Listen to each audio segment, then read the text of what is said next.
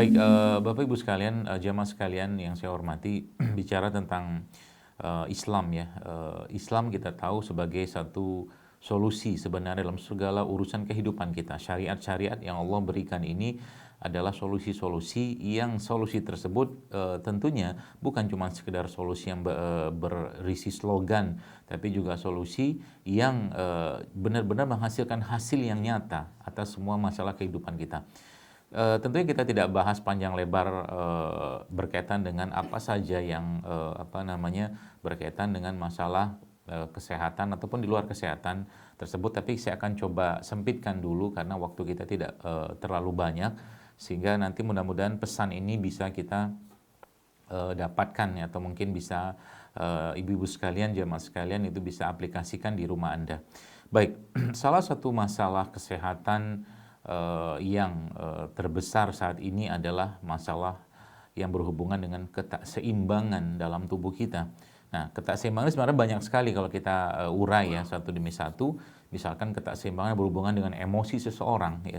Sekarang kita sering mendengar kalimat-kalimat atau kata-kata generasi strawberry ya, atau generasi healing gitu kan, yang dikit-dikit healing, yang meskipun kata-kata healing tersebut tidak menjadi sebuah hal yang mutlak dalam hal makna healing itu, tapi lebih ke arah refreshing segala macam. Tapi makna dari sebenarnya kan healing itu penyembuhan.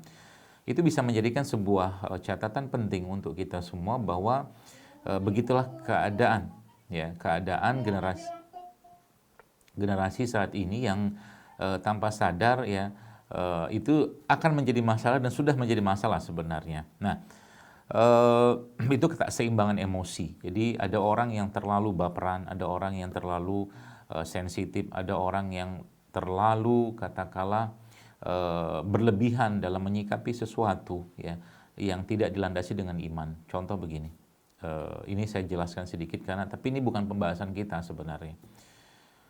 Contoh begini, ada orang yang ketika dia menikah ya, misalkan ya, dia menikah dengan seseorang laki dan perempuan tentunya, itu katakanlah si wanita yang dia nikahi tersebut adalah orang dari golongan katakanlah berada lah, atau mungkin orang yang punya rezeki yang Allah titipkan banyak sama dia, dan dari golongan orang-orang yang memang status sosialnya sangat di atas rata-rata. Nah, kemudian menikah dengan seorang laki-laki yang biasa-biasa saja, kemudian ilmu agamanya juga biasa-biasa saja. Mereka dipertemukan bukan dijodohkan, tapi karena memang saling cinta, katakanlah seperti itu ya, dan memang saling suka. Nah, apakah akan ada masalah misalkan pada konteks seperti ini yang orang tidak sadari ya, bisa menjadi masalah besar bagi katakanlah sang suami dalam hal ini?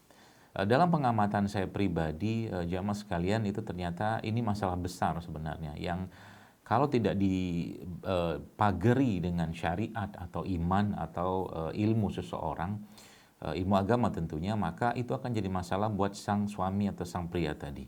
Ya, ketika ada katakanlah merasa, ini kan manusia itu kan manusia perasa, jadi kita menggunakan hati kita, itu perasaan kita untuk merasakan sesuatu. Jadi ketika terlalu berlebihan perasaan-perasaan dalam sang suami tadi ya, yang mengakibatkan akhirnya dia merasa terzolimi ya, meskipun istrinya tidak menzolimi ya, tidak berbuat apapun karena istrinya juga orang baik katakanlah, tapi perasaan itu terus ada dalam dirinya, yang merasa harga dirinya ya, kemudian dia merasa terzolimi ya, kemudian dia merasa man ana gitu kan, siapalah saya gitu kan. Nah, ini jadi masalah nanti ya. Ini saya katakan ketakseimbangan emosi yang tidak dilatar atau tidak didasari atau tidak diilmui dengan syariat.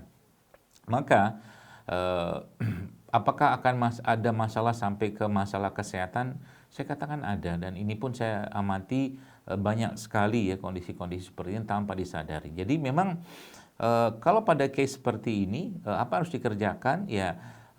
Istrinya memang harus meminta maaf mungkin atau mungkin mengikhlaskan dan menyampaikan bahwa suaminya atau dia menikah ini bukan karena harta, bukan karena siapa suami segala macam, dan dia memberikan pelayanan yang terbaiknya sebagai sesuai syariat sebagai seorang istri, dan suami ya punya izzah dan qawamah dia ya, atau muruah dia sebagai seorang kepala rumah tangga ya. Ar-rijalu qawwamuna 'alan nisa, bahwa laki-laki itu pemimpin bagi wanita. Jadi izzah itu muncul, maka nanti akan seimbang dia. Jadi ketika suami tadi misalkan ya, ketika suami tadi dia sudah mulai menyadari dirinya, ya menyadari izzahnya, menyadari qawamahnya ya sebagai seorang suami, kemudian dia terapkan itu dalam rumah tangganya, dan istrinya juga meletakkan dirinya pada posisi sebagai seorang istri, maka insya Allah itu akan jadi rumah tangga yang aman ya, damai, tentram, sejahtera, bahagia tentunya, yang kita sering sebut dengan sakinah wa mawaddah warahmah ya, seperti itu. Nah, tapi kan kata kuncinya itu bukan cuma sekedar merasa saja, harus ada diilmui di situ, yang yang sang suami tadi misalkan dalam hal ini yaitu harus mengilmui ya sebagai seorang suami, karena sekarang banyak suami tidak berperan sebagai seorang suami ya. Saat ini di era sekarang banyak istri tidak berperan sebagai seorang istri. Kenapa? Karena jauhnya dari tuntunan syariat, jauhnya dari tuntunan agama ya, dan ilmu tentunya, sehingga yang ini mungkin kebablasan perannya sebagai pasangan misalkan istri, yang ini miskin atau defisit perannya sebagai seorang suami. Ya, ini akan jadi masalah. Makanya perlunya dalam rumah tangga itu ya diskusi-diskusi, dialog-dialog ya, saling belajar untuk menjadikan rumah tangga tadi rumah tangga yang memang diilmui dengan syariat atau dengan agama kita yang mulia ini. Nah, jamaah sekalian yang hormati, mungkin kalau ada yang bertanya, berarti setelah itu perjalanan penyakit pada pasangan tadi apa? Banyak sekali ya. Salah satu penyakit itu ya berkaitan dengan misalkan penyakit yang ada pada ginjal sang suami, misalkan kalau tadi kita ambil case-nya tadi ya, asam urat lah, kemudian sampai ke gagal ginjal lah ya, seterusnya ya, kaitannya sama organ. Nah,